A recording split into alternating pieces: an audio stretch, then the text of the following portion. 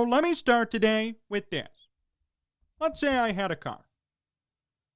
Drove it for 15 years, never had a problem. Then all of a sudden, the engine goes out. So I take it to a mechanic, and he tells me, John, you have one of two options. You could repair it, but it might only last a year or two after you repair it and spend the money. Or you could go buy a new car. Which option should I choose? Now, don't get me wrong. I love the car. It does have sentimental value. It's been in my life for so long. It's been reliable. It's been loyal. That said, I'd be stupid to repair it knowing it'll last only one more year. Of course, I'd go buy a new car.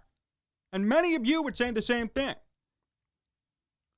So why is it that so many people are unhappy, are disgusted with the Cubs' move to trade Yu Darvish? For those who don't know or might be late to the news, the Cubs traded Darvish and catcher Victor Caratini to the Padres for 4 prospects and Zach Davies. The reaction on Twitter that I saw was hilarious. In one word, hilarious.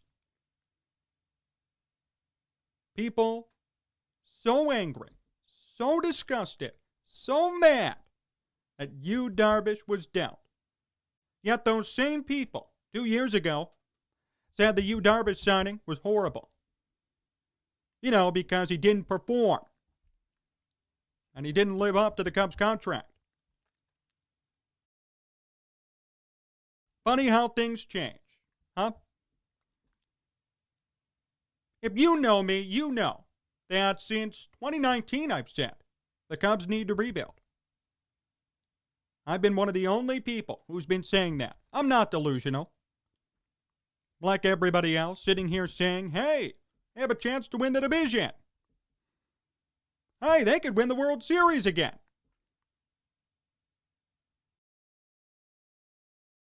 That's inaccurate, and we know it. Look at this team compared to 2016. Do yourself a favor. What are the differences between 2016 and 2020?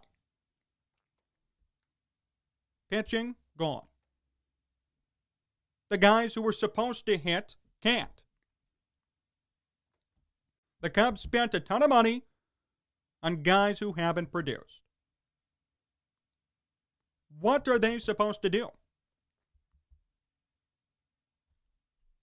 What options do they have? This has nothing to do with the Yu Darvish trade or fandom for Yu Darvish. It doesn't. Because I know so many people 2 years ago who hated him. This has nothing to do with that. The big thing surrounding this trade that people are very scared about is that the Cubs are rebuilding. Now it's real. And now no one wants to embrace it. I ask you this. When Theo came in, everybody embraced the rebuild.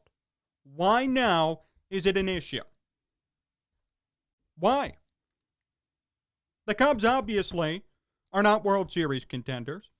They won't be there next year. Even if they kept Darvish, they wouldn't be there. Come on, we know. What's so bad about replenishing your farm system, giving up a horrible inflated contract, and saving some assets, and getting ready for the future? No, Darvish is still good. He's 34. He won't be that good in the next couple of years. He will decline. Do you want that contract on your books? Do you want to be paying a 36, 37-year-old starter who has a 5 ERA? No, you don't.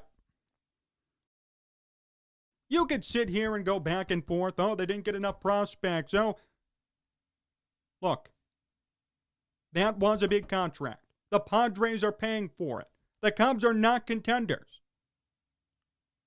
They need help in their farm system. It's all gone. This was a good trade. This is positive. No one else may agree, and those are people who, again, don't want to embrace reality. Those are the people who still believe the Cubs were World Series contenders in 2021. That's what those people are. And if you felt that way, fine. But objectively, they weren't. Oh, the NL Central is bad, though. Are the Cubs really the best team in that division? And even if they did win it, what will they do in the postseason? Nothing. You're prolonging the inevitable. I've said this since 2019. You're prolonging the inevitable.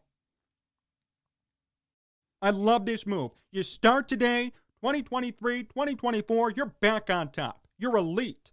Not just, oh, we'll get in every year and lose. No, you become a World Series contender. Why is no one acknowledging that?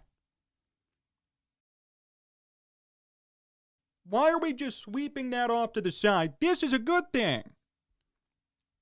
You could be mad about the return, that's fine. I would have liked more personally. But the Cubs got rid of a bloated contract. They got rid of an aging starting pitcher and traded him at his peak value. Great economics, great business, great move. Why is that an issue to so many people? Look, you knew it was coming. You knew the rebuild was coming. Don't fight it. If you honestly believed that this Cubs team, right now before the trade, was going to be some World Series contender, then you have other problems. They weren't. So why be mired in mediocrity? Why win a bad division and get knocked out in round one of the playoffs? Don't you want another World Series? Don't you want to win? Don't you want to be a serious contender? Those questions need to be answered by a lot of people who are mad about this move. If you want to be a legitimate World Series contender, believe it or not, this had to be done. And as I've said before, if there's one person who could engineer a rebuild for the Cubs, other than Theo, it's Jed. He helped before, he could do it again. Let's have faith, okay? Let's not jump to conclusions and get all mad. Let's have faith in this. Jed is not an idiot. He knows baseball. He's been around the game just as long as Theo has.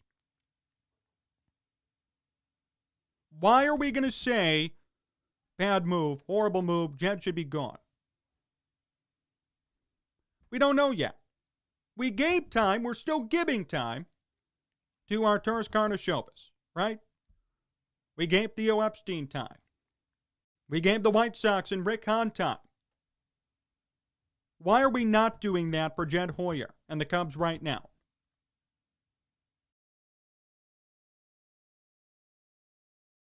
You could say they didn't need a rebuild. You could say they were still going to be good in 2021. You're fooling yourself. The Cubs would have been an okay team. Yeah, they would have won the division, maybe. They would have been bounced. They were bounced this past year.